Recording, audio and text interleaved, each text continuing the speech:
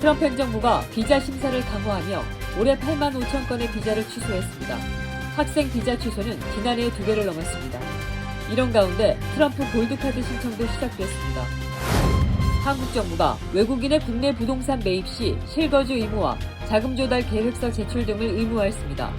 미주 한인사회에서는 은퇴 후 귀국 계획에 차질을 우려하고 있습니다. 백악관의 새안보 전략에서 북한과 북한 비핵화가 빠졌습니다. 앤디 김 상원의원은 한반도 문제 경치라고 비판했고, 미 의회는 주한미군 28,500명 이하 감축을 금지하는 법안을 통과시켰습니다. 뉴욕주의 에센셜 플랜이 연방 예산 삭감으로 위기에 처했습니다. 45만 명이 보험 종료 통보를 받았고, 연방의회는 오바마 케어 보조금 대신 건강저축계좌 지원안을 논의 중에 있습니다. 애틀란타 한 주택가에서 1시간 만에 차량 139대가 도난당했습니다. 경찰은 용의자 사진을 공개하고 시민 제보를 요청했습니다.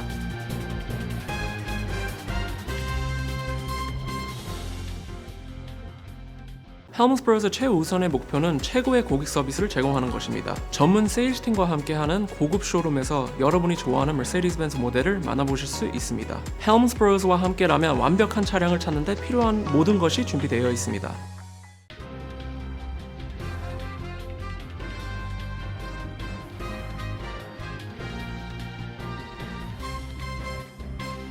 안녕하십니까? KBTV 뉴스9 이창원입니다. 트럼프 행정부가 비자 심사를 대폭 강화하면서 올해 취소된 비자 건수가 8만 5천 건으로 역대 최다를 기록했습니다. 한편 100만 달러를 내면 영주권을 신속히 받을 수 있는 트럼프 골드카드 신청 접수도 시작됐습니다. 신영주 기자가 전해드립니다. 올해 비자 8만 5천 건이 취소되며 역대 최다를 기록했습니다. 폭스뉴스는 트럼프 행정부가 입국 심사와 이민 단속을 강화한 결과 지금까지 취소된 비자가 8만 5천 건에 달했다고 연방 국무부 관계자를 인용해 전했습니다. 이 가운데 8천여 건은 학생 비자로, 이는 지난해 학생 비자 취소 건수의 2배가 넘는 규모입니다. 비자 취소 사유에는 음주운전과 폭행, 절도 등이 포함됐으며 최근 1년간 취소 건수의 절반가량이 이런 범죄 때문이라고 관계자는 설명했습니다. 트럼프 행정부는 반이스라엘 활동에 참가한 유학생과 연구원의 비자를 대거 취소하고 학생 비자 심사를 한층 강화했습니다.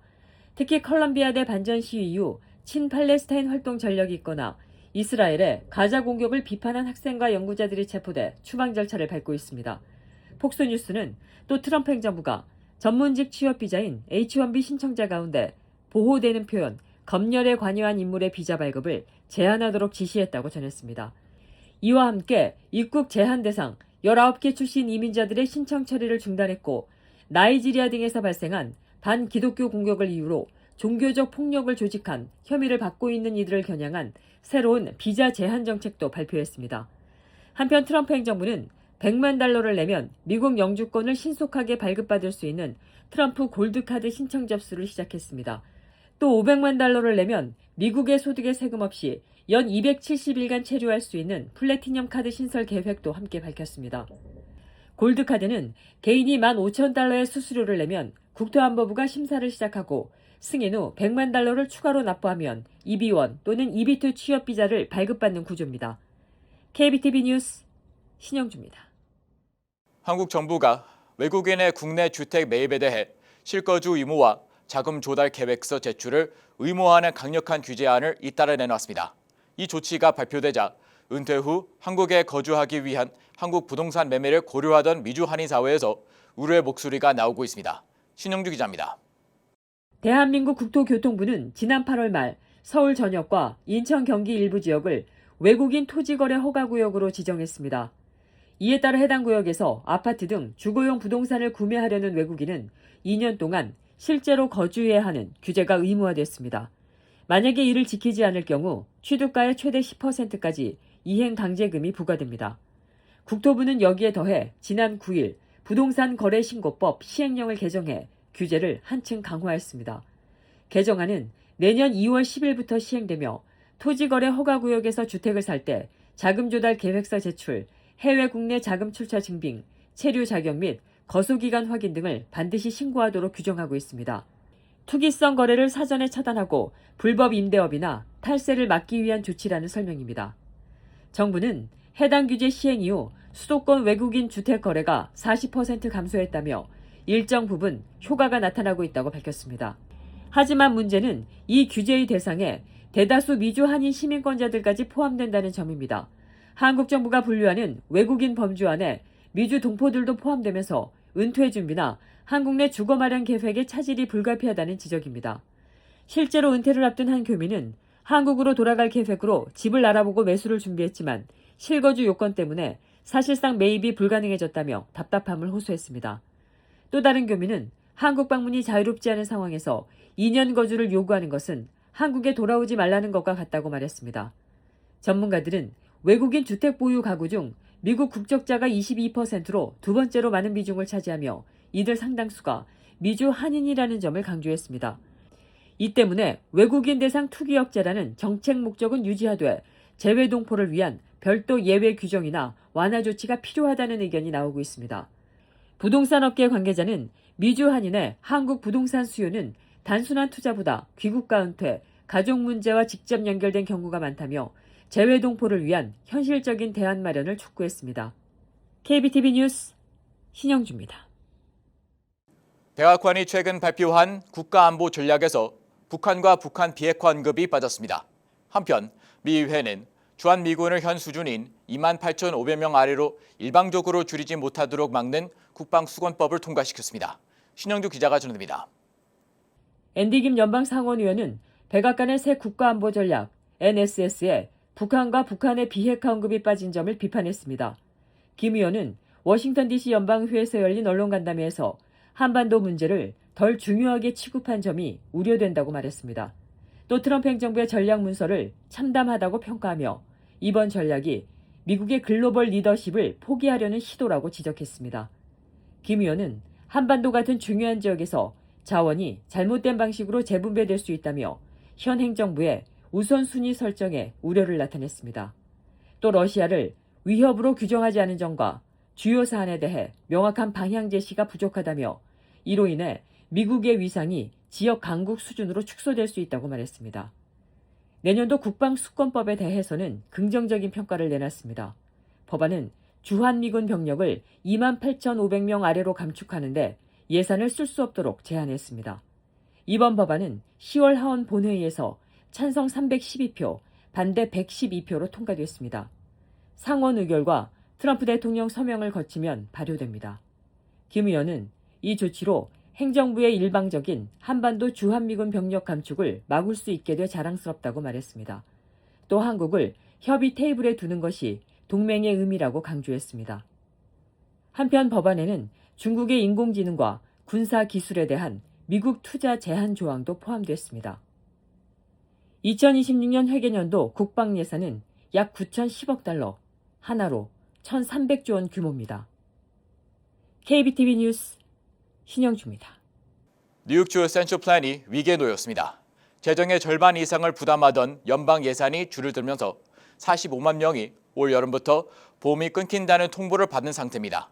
이런 가운데 연방의회에서는 오바마 케어 보조금 연장 대신 건강저축계좌에 최대 $1,500를 직접 지원하는 법안이 추진되고 있습니다. 신영규 기자가 전합니다.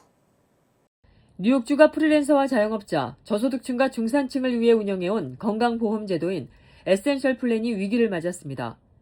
재정의 절반 이상을 차지하던 연방 예산이 삭감되면서 약 45만 명이 올 여름부터 보험 혜택이 종료된다는 통보를 받은 상태입니다. 이들은 직장보험이 없고 메디케이드 지원 기준에는 미치지 못해 민간 보험 가입도 어려운 이른바 보험 사각지대에 놓여 있습니다. 현재 뉴욕주 전체 에센셜 플랜 가입자는 약 160만 명으로 주정부는 연방정부의 제도 구조 조정을 요청했지만 45만 명은 보험 상실이 불가피한 상황입니다. 문제는 보험 혜택 종료 여파가 뉴욕만으로 끝나지 않는다는 점입니다.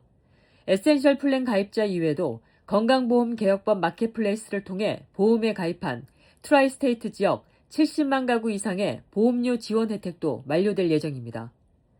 엠파이어 센터 분석에 따르면 이번 조치로 뉴저지 45만 6,040명, 커네디컷 12만 8,627명, 뉴욕 11만 9,203명이 영향을 받을 것으로 추산됐습니다. 한편 연방의회에서는 오바마 케어 보조금 확대를 연장하지 않고 건강저축 계좌에 최대 $1,500를 직접 지원하는 법안이 추진되고 있습니다. 공화당은 이 법안을 11월 상원 표결에 붙일 예정이며 민주당의 오바마케어 보조 연장 법안과 함께 표결이 진행될 예정입니다.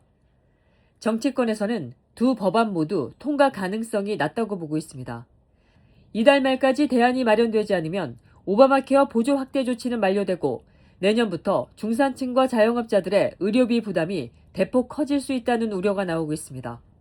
KBTV 뉴스 신영주입니다. 애틀랜타 한 주택가에서 단 1시간 만에 차량 139대가 연쇄적으로 도난을 당하는 초유의 사건이 발생했습니다. 경찰은 용의자 사진을 공개하고 시민들의 적극적인 제보를 요청하고 있습니다. 신영주 기자가 전합니다.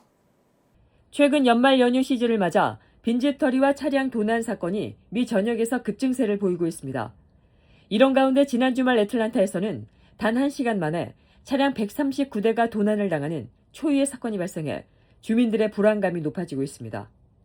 애틀랜타 경찰에 따르면 사건은 지난 7일 일요일 오전 다운타운 그랜드파크 인근 세인트폴 애비뉴 일대 주택가에서 발생했습니다. 경찰은 오전 8시경 신고를 접수하고 현장에 출동했습니다.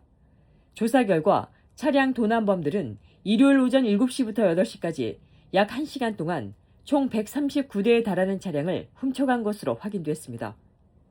이처럼 짧은 시간 내에 140대에 가까운 차량이 범죄 표적이 된 것은 매우 이례적인 일입니다. 경찰은 이번 차량 도난 사건을 2명이 저지른 것으로 보고 용의자 2명의 사진을 공개했습니다. 애틀랜타 경찰은 본인이 피해를 보지 않았다 해도 자신에게 닥칠 수도 있는 일이라며 지역사회 안전을 위해 적극적으로 제보해야 한다고 요청했습니다. 용의자 및 범죄와 관련된 정보를 알고 있을 경우 전화 404-577-TIPS로 신고할 수 있습니다.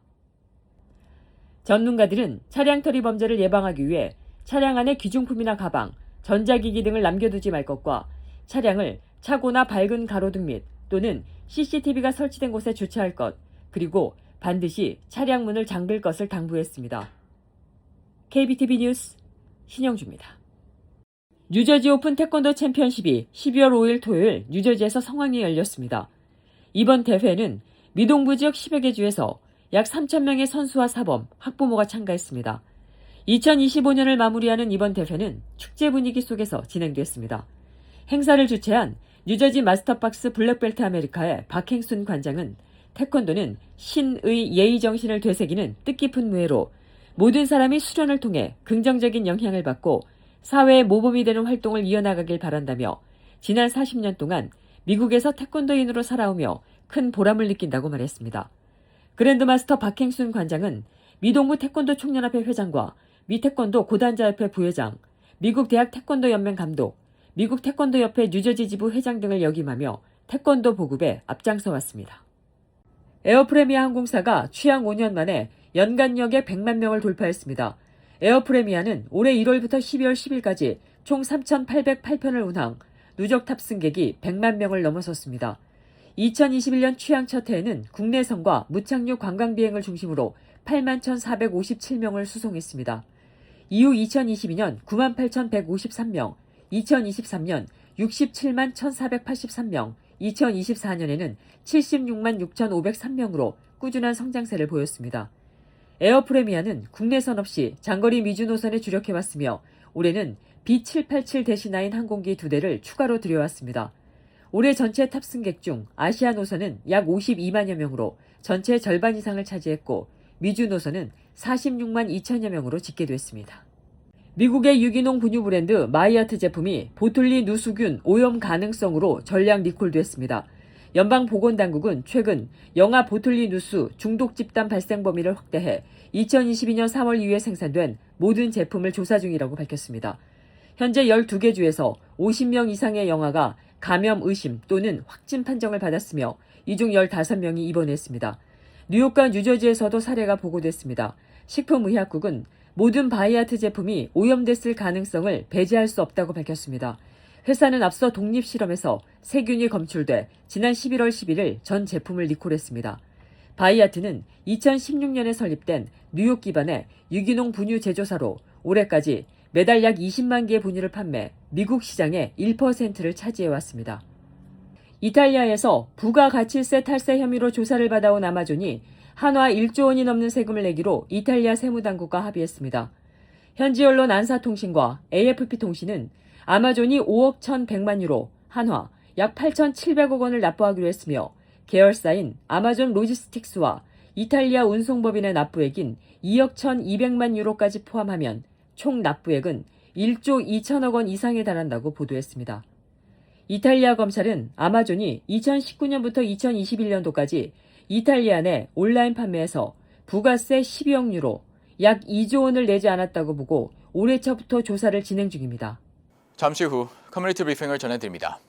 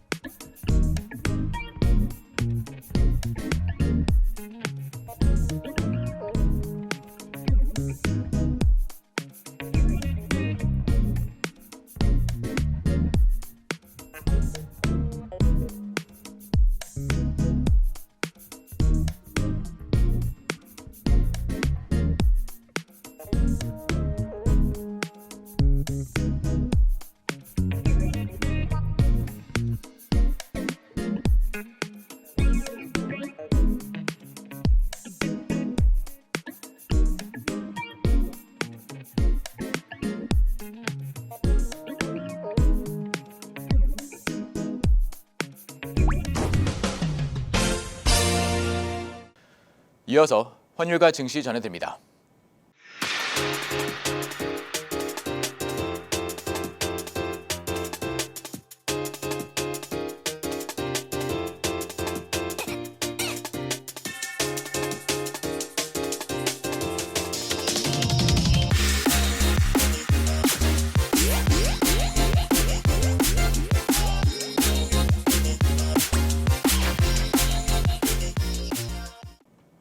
잠시 후 뉴욕과 뉴저지 날씨 전해드립니다.